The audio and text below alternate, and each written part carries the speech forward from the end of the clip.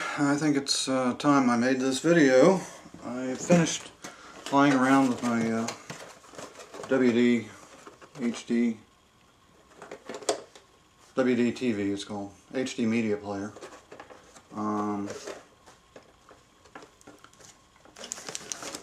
It's got things that are not really great about it, but nevertheless, if you have a lot of digital media that you don't want to burn to DVD and you need a good way to get it on your television, especially if it's high definition, yeah, I can recommend that you get this because it does work, but it's got some problems. The instructions are useless.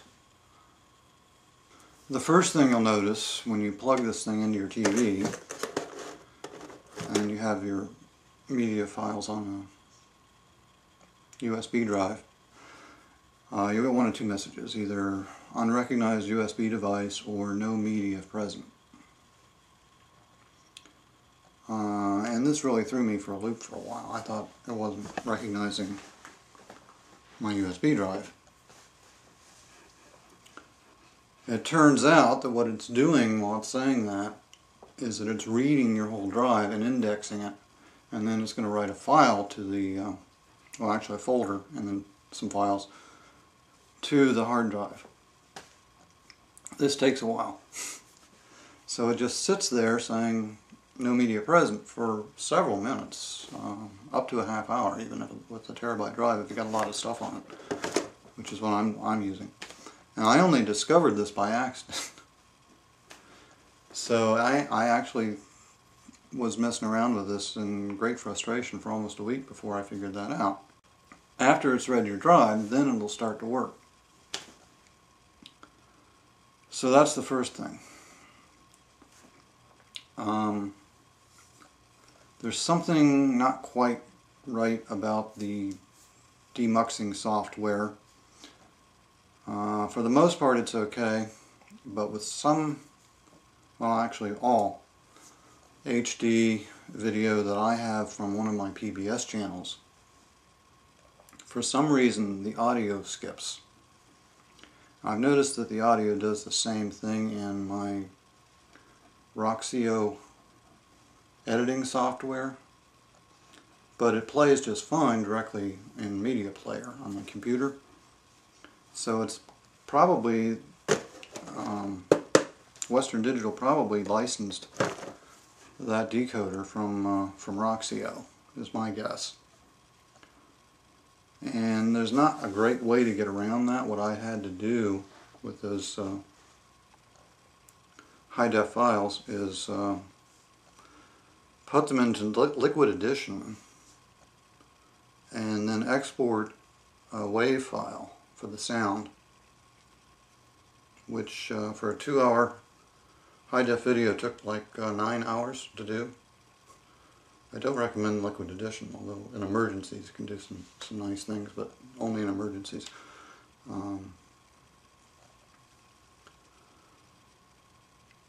Then I had to import that audio into Roxio along with the video, mute the original native audio in Roxio, and then output a high-def MPEG or AVI file.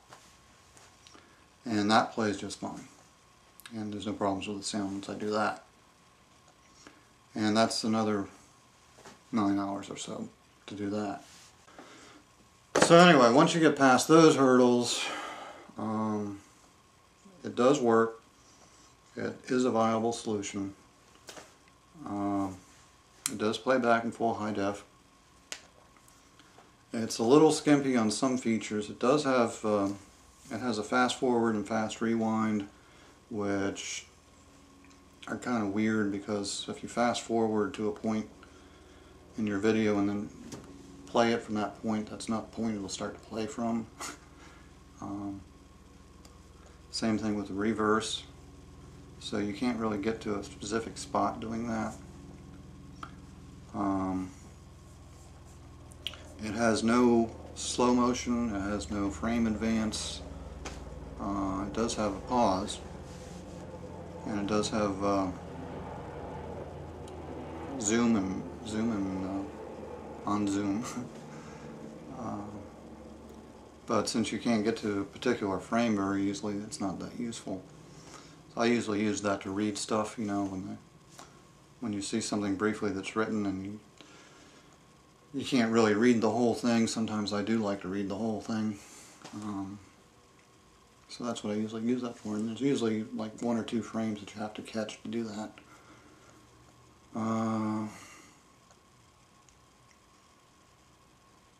Now there is a firmware upgrade.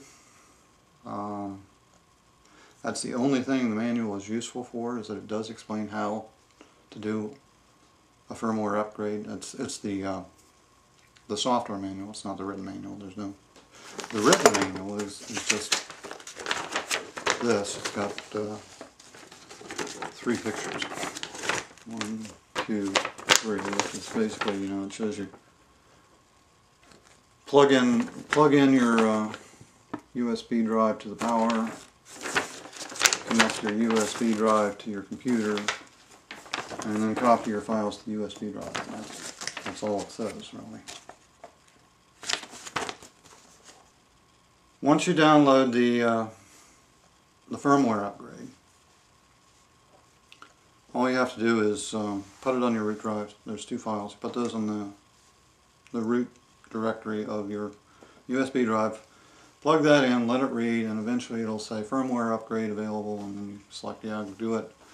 That takes a while, and then when it's finished, at least from that point on, there will be a blinking light when it's reading the files on your hard drive.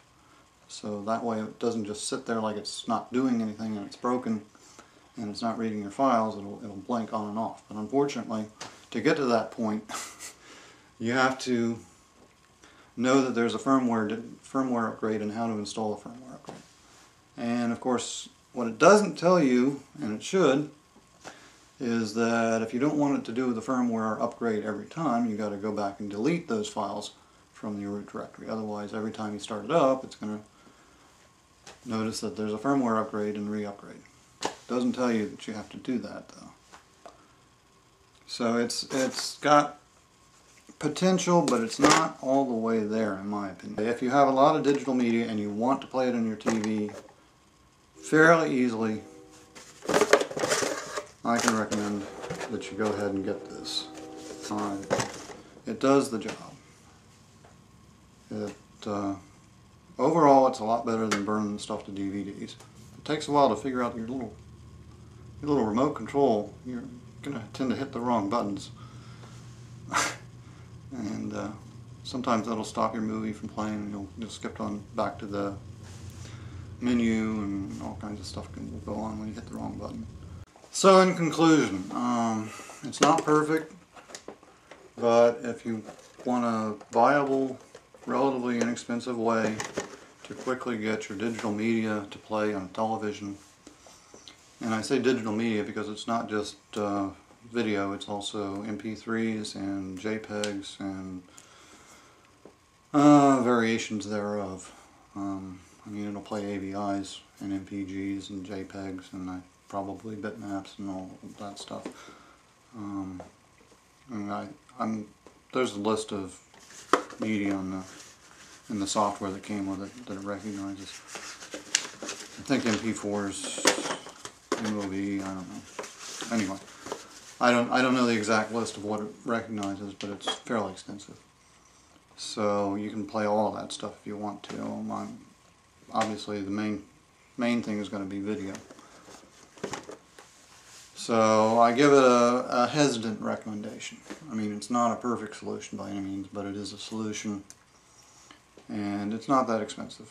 I paid 99 bucks. I think that's probably about typical price range. Maybe you might have to pay 120, depending on where and when. So, see you later.